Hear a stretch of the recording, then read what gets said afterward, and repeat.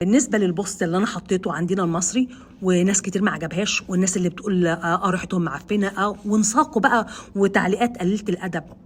أنا بس عايزة ألفت النظر، يا جماعة خدوا بالكم، يا جماعة خدوا بالكم، والله العظيم في ناس غاوية تطلع ترند بإنها تتكلم في الدين، ناس غاوية تطلع ترند بإنها تتكلم في الدين.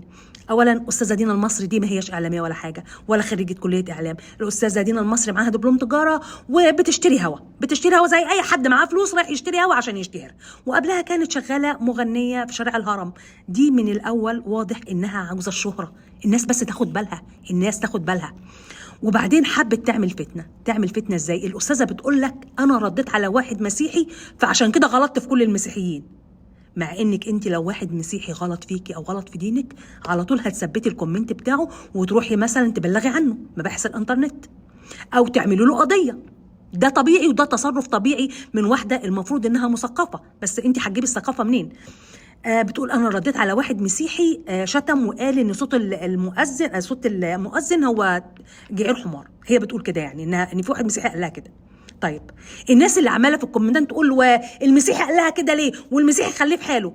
طب يا جماعه يا اللي بتفهموا، جبتوا انتوا الكومنت اللي المسيحي فيه قال كده؟ هي بنفسها ما حطتش الكومنت ده ليه؟ ما قالتش اهو المسيحي شتمني وقال لي كذا.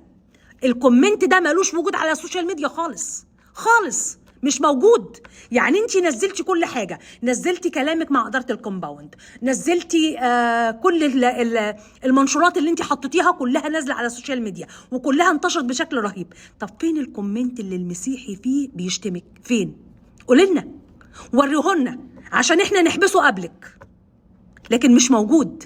الاستاذه كانت مجهزه الرد علشان ايه؟ الصيت يعلى وتعمل ترند وبس ويتقالوا، لكن الدنيا اتقلبت عليها لان انت غلطتي في ناس اصلا هم ما غلطوش فيكي، ما غلطوش فيكي. جيبي لي الكومنت ده اللي بيقول ان المسيحي فيه شتمك، جيبهولي. انت بتردي على واحد اسمه رافي في الاول قال لك ايه؟ الله اعلم ده رافي ده مسيحي مسلم، قال لك ايه؟ فين الكومنت بتاعه اللي بيشتم فيه المسلمين؟ هو فين؟ مش هتلاقيه موجود.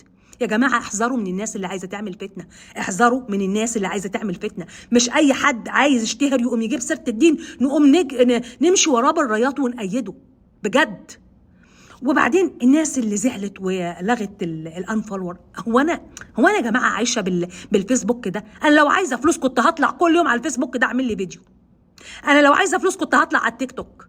أنا واحدة حرة وبقول رأيي اللي مقتنعة بيه سواء عجبك أو ما عجبكش. أنا لغاية دلوقتي متمسكة برأيي. يا جماعة بلاش تمشوا ورا أي حد عاوز يعمل ترند.